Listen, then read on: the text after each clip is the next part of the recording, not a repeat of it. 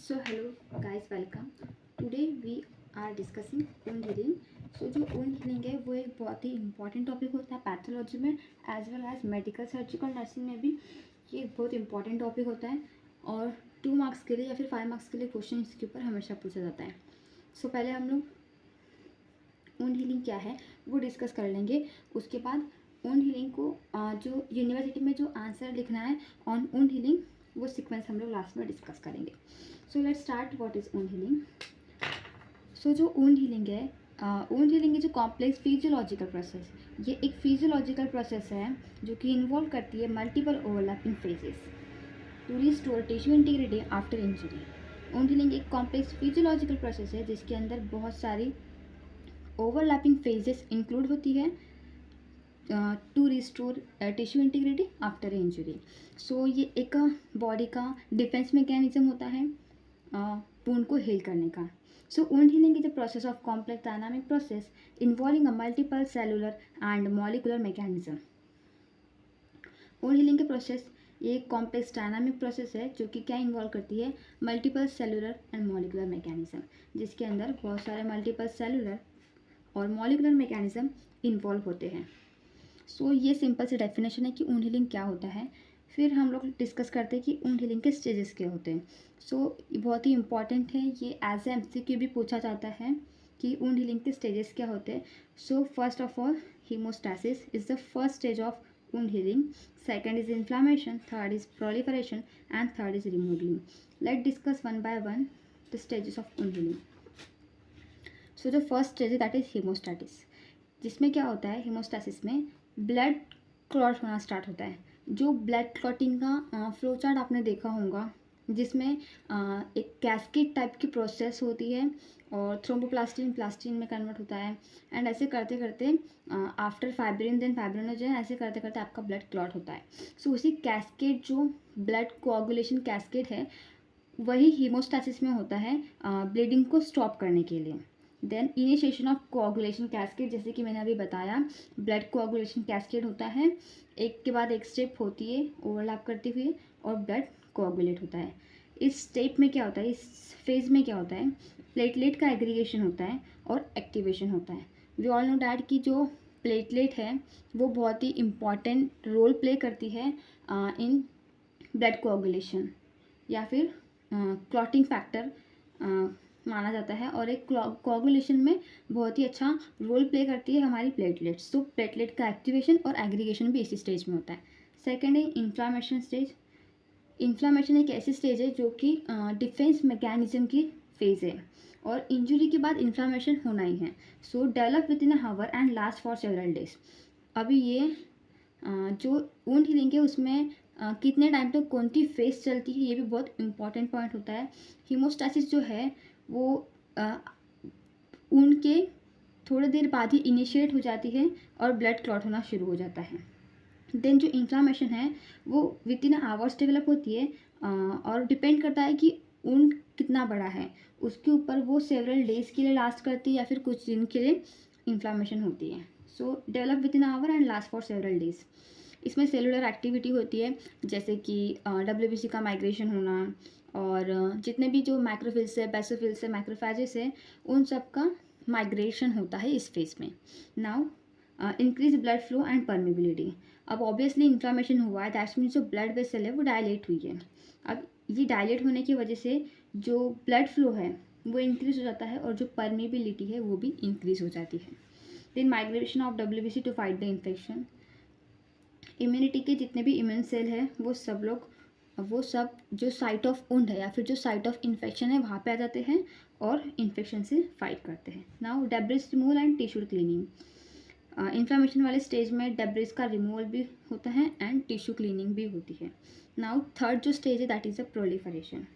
Initiate within 3 to 5 days and last for several weeks. अभी जो ये phases का ड्यूरेशन है वो डिपेंड करता है कि वुंड कितना बड़ा है. अगर वो माइल्ड वुंड है तो उसको कम टाइम लगेगा और ये प्रोसेस ये फेजेस को स्टार्ट होने में भी कम टाइम लगेगा मीन्स.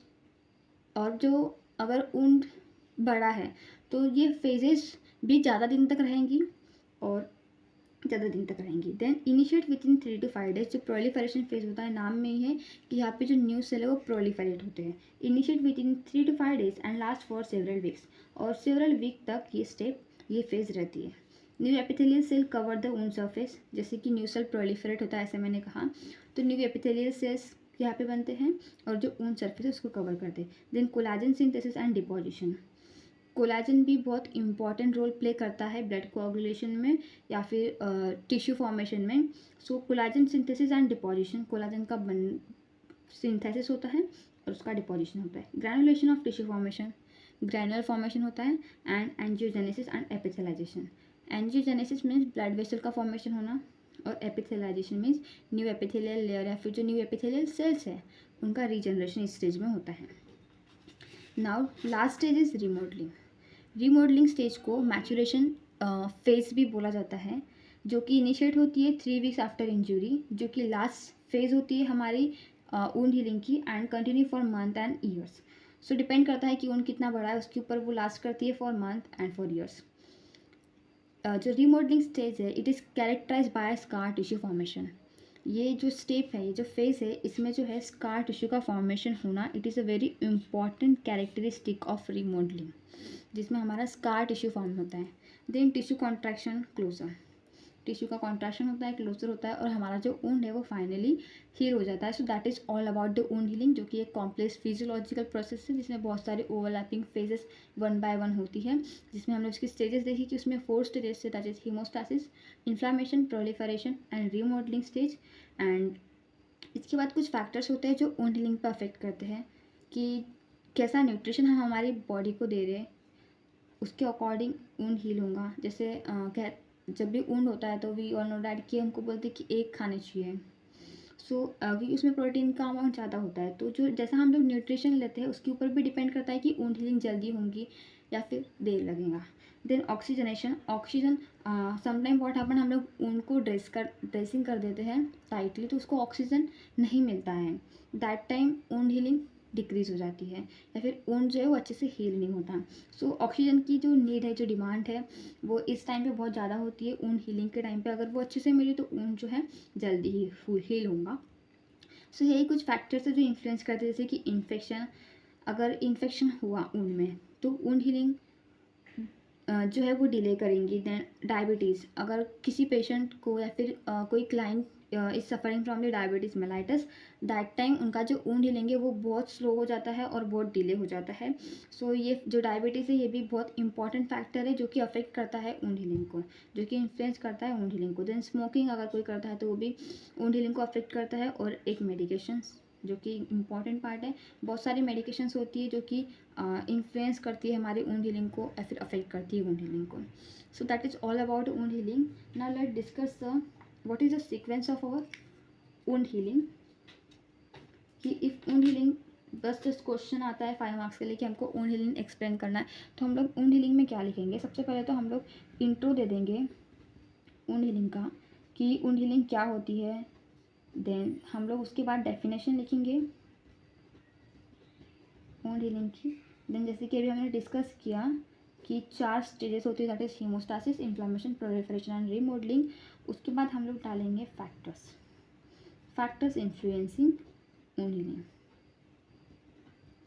और उसके बाद जो टाइप्स है, वुंड हीलिंग के 2 टाइप्स भी होते हैं, वो मैंने इस वीडियो में एक्सप्लेन नहीं किया है, but if you want to know that और if you want to understand that types of wound healing, जो कि होता है प्राइमरी इंटेंशन वुंड हीलिंग, और एक सेकेंडरी इंटेंशन से होता है। सो जो है ये वैरी करता है कि आपको कितना कंटेंट लिखना है मार्क्स पे। अगर 2 मार्क्स का क्वेश्चन है तो जस्ट आपको डिफाइन करना है, स्टेजेस लिखना है, एंड दैट्स इट। 2 मार्क्स के लिए इतना सफिशिएंट है। बट अगर क्वेश्चन 5 मार्क्स के लिए पूछ रहा है तो that time we have to introduce then definition, then stages, then कौन से फैक्टर्स है जो वुंड हीलिंग को अफेक्ट करते हैं। उसके बाद टाइप्स भी, प्राइमरी, जैसे कि मैंने कहा कि प्राइमरी और सेकेंडरी इंटेंशन से वुंड हील होता है, या फिर 2 टाइप्स होते हैं वुंड हीलिंग के। तो इस तरह से हम लोग अगर 10 मार्क्स के लिए फिर 5 मार्क्स के लिए पूछता है तो ये सारी चीज़ें हम लोग एक्सप्लेन करेंगे। यहाँ पे मैंने फैक्टर्स को एक्सप्लेन नहीं किया है, बट जब भी आप एग्ज़ाम में लिखते हो तो इसको थोड़ा सा एक्सप्लेन करना है कि अगर हमारा न्यूट्रिशन मॉडिफिकेशन अच्छा हुआ तो जो वुंड हीलिंग है वो अच्छे से होंगी। So that is all about wound healing. ये सीक्वेंस से हमको यूनिवर्सिटी एग्ज़ाम में लिखना है to score a good marks in the university exam. और जो वुंड हीलिंग है वो बहुत ही इंपॉर्टेंट क्वेश्चन होता है एंड आई थिंक हर साल पूछा जाता है यूनिवर्सिटी एग्ज़ाम में। पैथोलॉजी में भी पूछा जाता है, मेडिकल सर्जिकल नर्सिंग में भी पूछा जाता है, और भी बहुत सारे सब्जेक्ट्स में बायो के इंपॉर्टेंट होता है wound healing. So thank you for watching and if you like my video tell me in the comment section. और अगर आपको दूसरे कोई टॉपिक पे भी वीडियो चाहिए तो भी मुझे कमेंट सेक्शन में बताओ। और आपको अगर इस वीडियो के नोट्स चाहिए तो टेलीग्राम लिंक डिस्क्रिप्शन में पिंड है, तो आप वहाँ से मेरे नोट्स ले सकते हैं। Join my Telegram channel for the notes. Thank you for watching, bye.